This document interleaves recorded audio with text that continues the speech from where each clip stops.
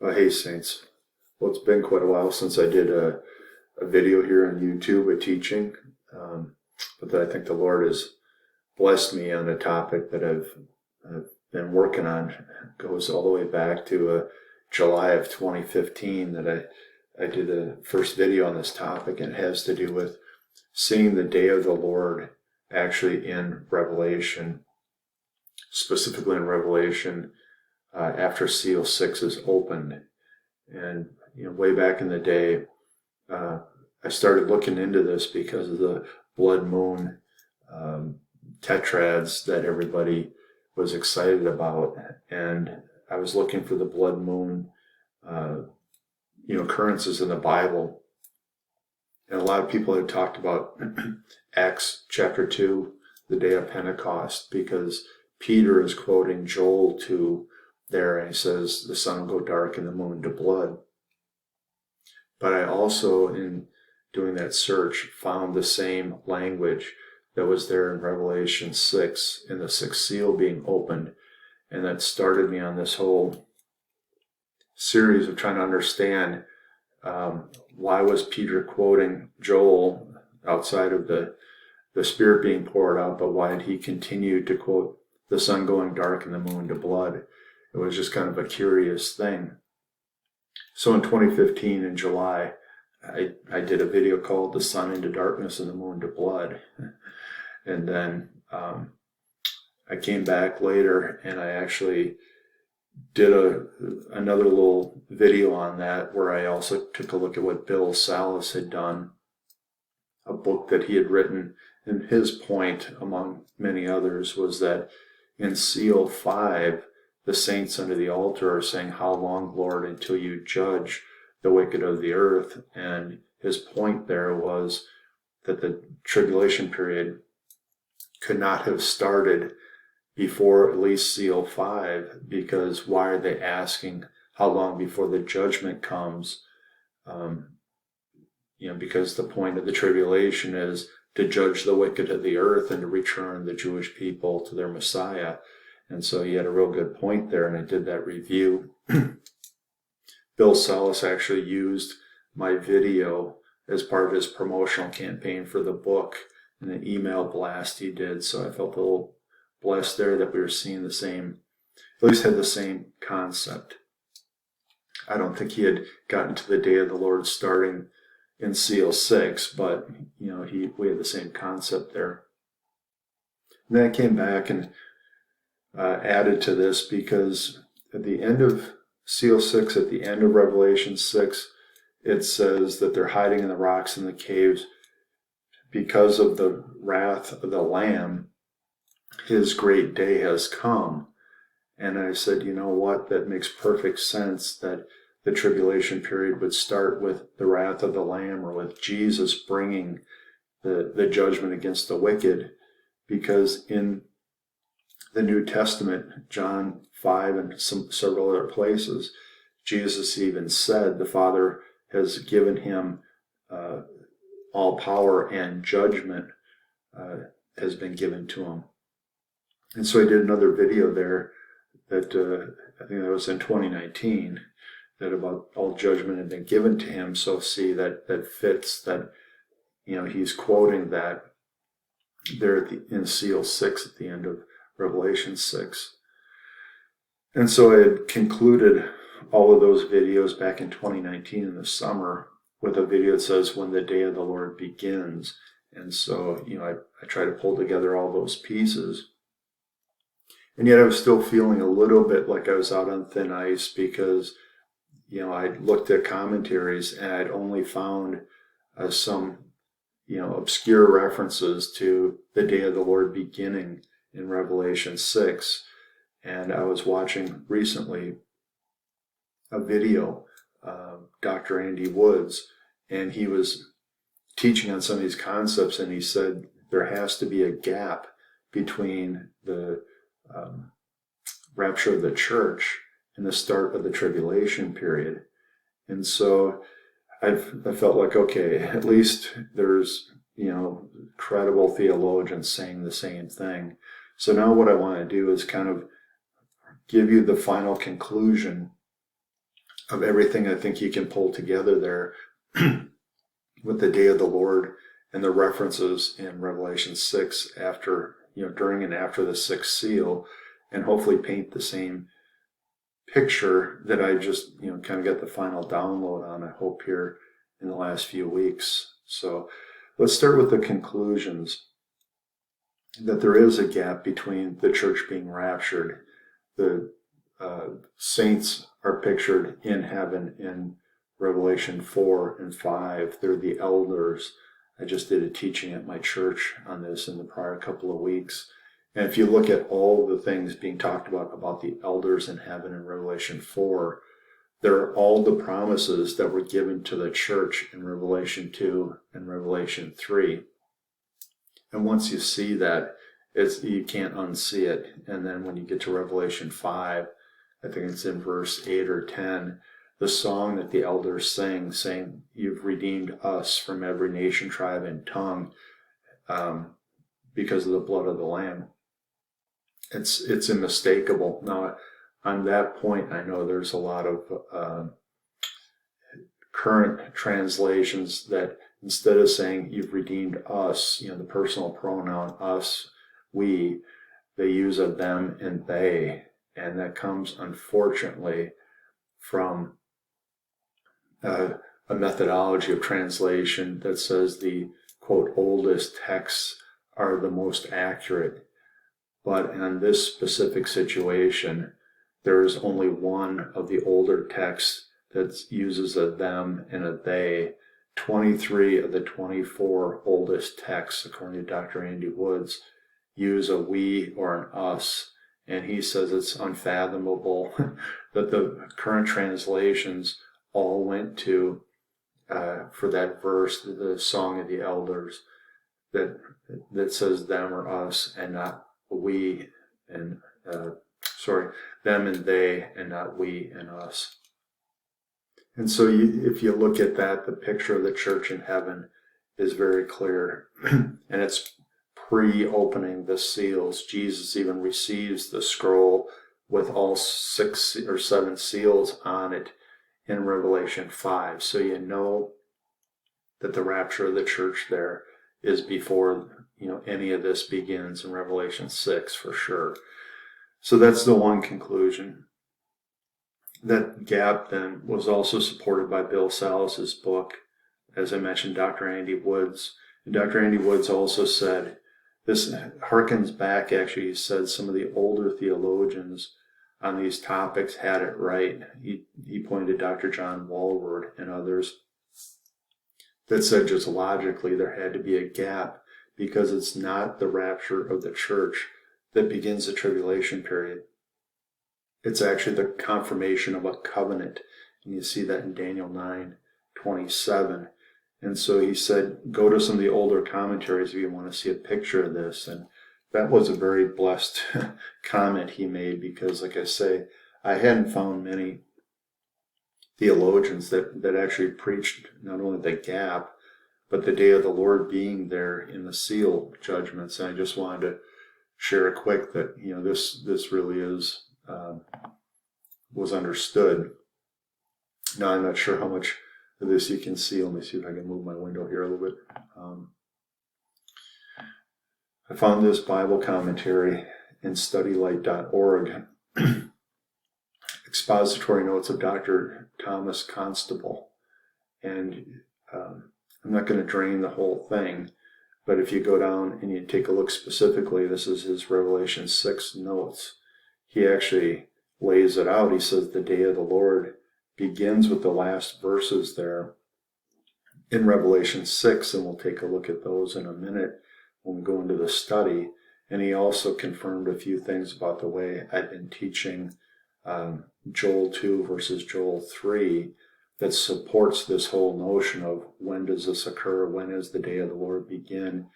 And Dr. Thomas Constable was a 45-year professor at Dallas Theological Seminary. So we're not talking a blogger with his own ideas. We're talking about somebody that's been, tested over the years in an academic setting, a very biblically astute person. So that's part of the conclusion there, that there has to be a gap between the rapture of the church and the start of the day of the Lord.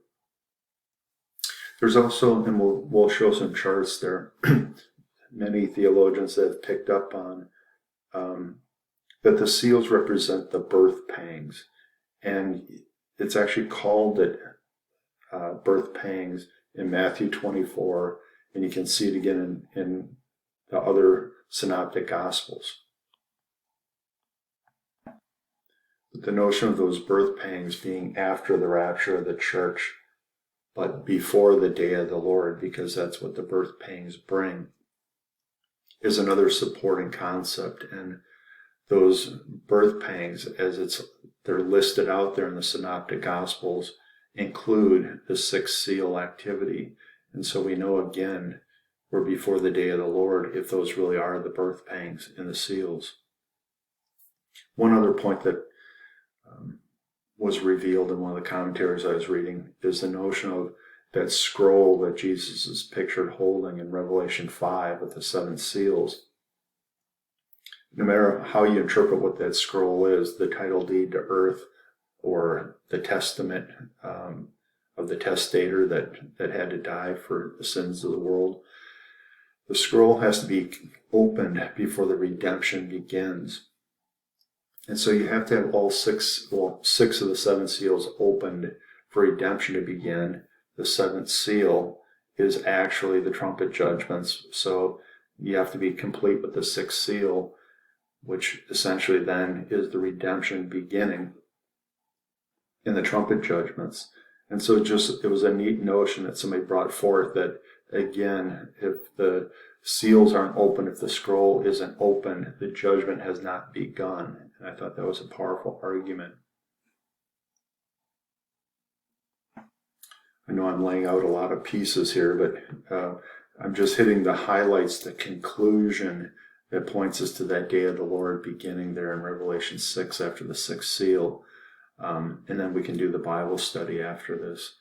So the next point is the war of Gog and Magog, Ezekiel 38-39.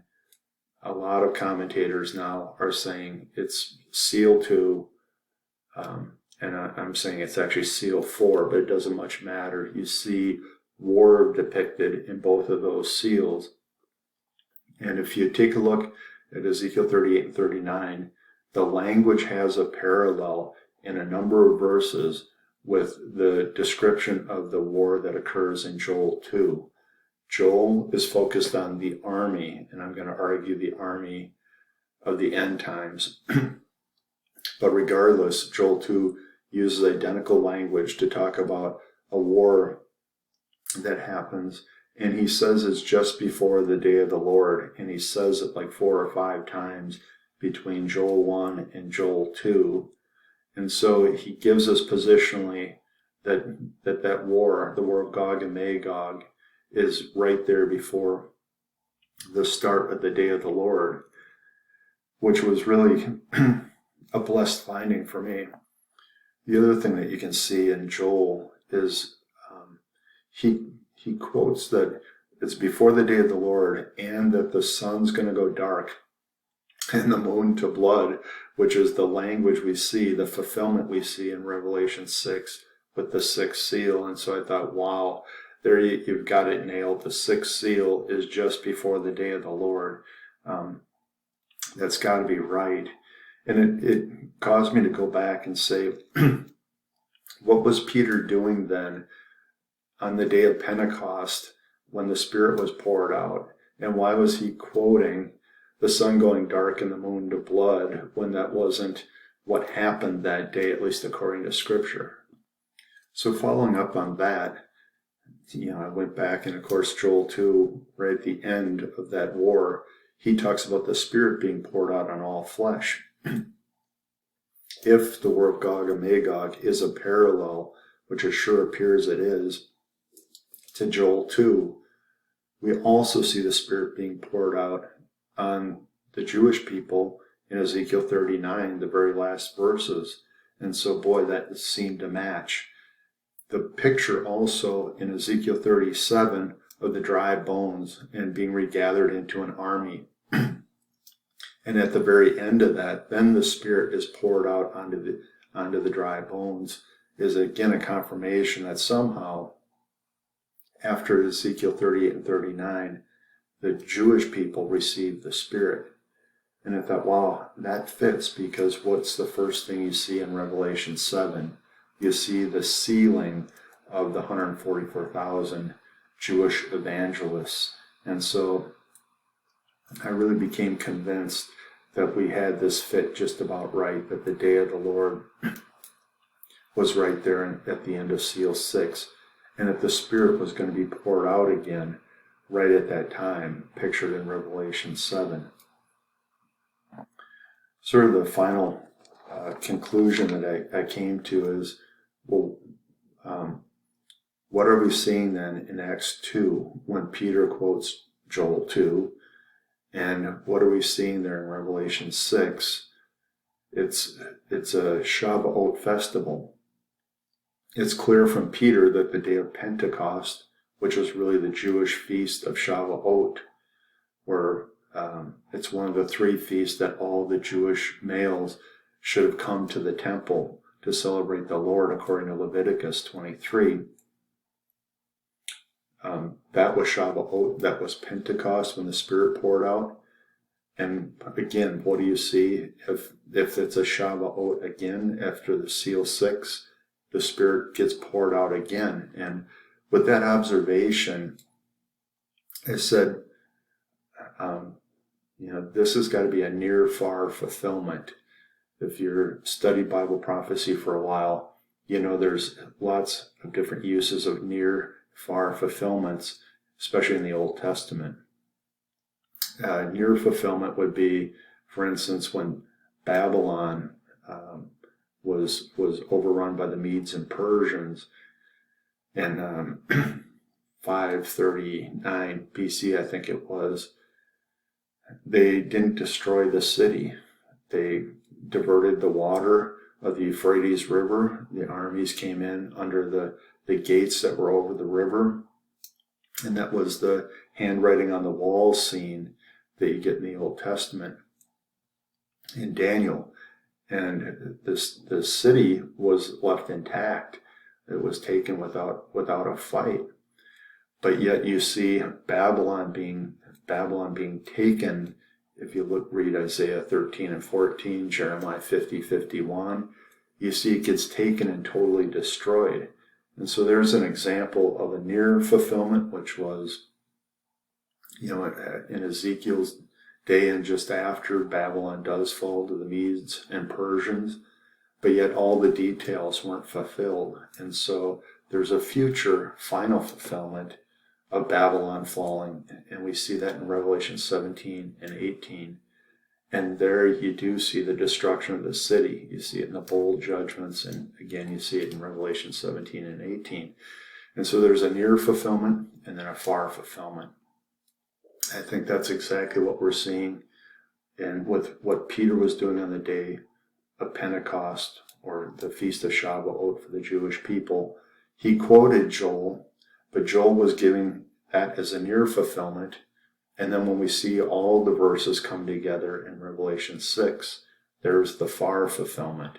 And I just want to say that that's very interesting, because Shavuot, the Feast of Shavuot, was known to the Jewish people as the time of covenant. And we'll get into all the details, but Shavuot, that's why the Holy Spirit came, and that's why the New Testament says that the Testament was fulfilled, that basically the new covenant was given to the church back on Pentecost. What is fulfilled then by the outpouring of the Spirit in Revelation 6? It's not only to the people that are believers still after the sixth seal, but it's given to the Jewish people. The Spirit's made available. And that what covenant's being fulfilled? It's the new covenant for the Jewish people that had not yet come to Christ before the rapture of the church. And we'll take a look at that, because it's pictured there as the new covenant in Jeremiah 31, and it's actually said it's for the whole house of Israel and Judah. And just like you see, the 12 tribes listed there in Revelation 7 after they get sealed by the Spirit, it's all northern and southern parts of the kingdom. That was the promise there in Jeremiah 31. That was the both houses of Israel, Judah, and Israel were going to receive the promise of the Spirit. And so there's lots of pieces here that have come together in the last few weeks. The near-far fulfillment of Joel's prophecy, the covenant being fulfilled, the Jeremiah 31 covenant being fulfilled, the Spirit being poured out on all flesh that fits what was there in Joel 2 at the end, as well as in Ezekiel 38-39 at the end. And it's pictured there in Revelation 7 with 144,000 Jewish people. And so we'll do the Bible study now, but for those that just wanted the conclusions, I wanted to put that up front. So hang on for the Bible study. Otherwise, God bless.